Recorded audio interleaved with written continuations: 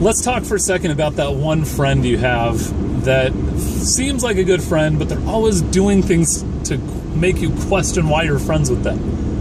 I mean, for me, this happened in 7th grade. And here's the story. I met this kid, and he was really nice, and he was, you know, a little bit of a social outcast. We had Spanish class together. And that continued. We had Spanish class again in 8th grade. And this is the kind of kid I wasn't about to hang out with outside of school. And he was doing things and saying things and listening to music and stuff that my parents would not have approved of. And I wasn't a perfect kid, but I was smart, so I felt like I could make some of my own decisions, and one of them was, I'm not going to hang out with this kid. So, time goes by, and I'm in my 9th grade Spanish class, and here in my 9th grade Spanish class, we're actually learning some decent Spanish. You know, this is our 3rd year of Spanish, and he was really good at the Spanish. Okay, so we sat near each other, and he would help me out. And one day, he brought to class a box of Altoids. And for whatever reason, you know, every school has its fads, and, you know, every generation has its favorite snack or candy or whatever.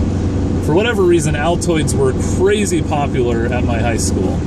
Like, we're talking, you know, the peppermint ones and the spearmint ones are kind of a greenish color, or winter green, I think is what they're called.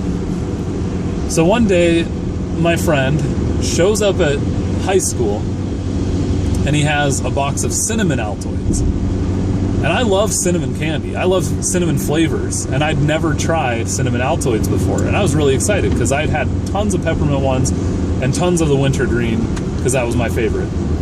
So when he pulled out a box of cinnamon Altoids in my Spanish class and said, hey, do you want a cinnamon Altoid? Of course, I said, yes, I would love a cinnament Altoid. Yeah, I didn't know they had cinnamon. I want to try them. So he pulled out a cinnamon Altoid container and opened the lid. And kids, don't do drugs. I didn't know it at the time. But the cinnamon Altoids that he presented to me looked an awful lot like something you would see on an episode of Breaking Bad. Except they were kind of an orangey cinnamon color, but they looked as if someone had basically taken, you know, like a cinnamon Jolly Rancher and smashed it into pieces. So it's kind of like a peachy orange color with little flecks of red every so often. In the candy, and they were just these shards of various sizes. I mean, in retrospect, this was very clearly not something that had been mass-produced, and red flags should have been going off in my mind. But kids, this is not one that my D.A.R.E officer had shown us in a glass case and said, don't do drugs, they might look like smashed Jolly Ranchers. No, the drugs he showed us looked like M&Ms and stuff like that. So I unwittingly, again, I'd never seen cinnamon Altoids. I took a little bit of this candy and put it in my mouth, and it was really, you know, had a strong cinnamon flavor to it, but other than that, it just tasted like candy. It was kind of sweet, had some cinnamon flavoring to it. That's the last thing I remember from that school day. I mean, I went to my other classes and stuff like that. I made it on the school bus, and I went home, and, you know, but all I remember is being like really buzzed, like having crazy amounts of energy, and I don't remember anything that happened the rest of the day. Like anything. I mean, I made it home safely and I was fine and whatever, but I don't know what I might have done or said.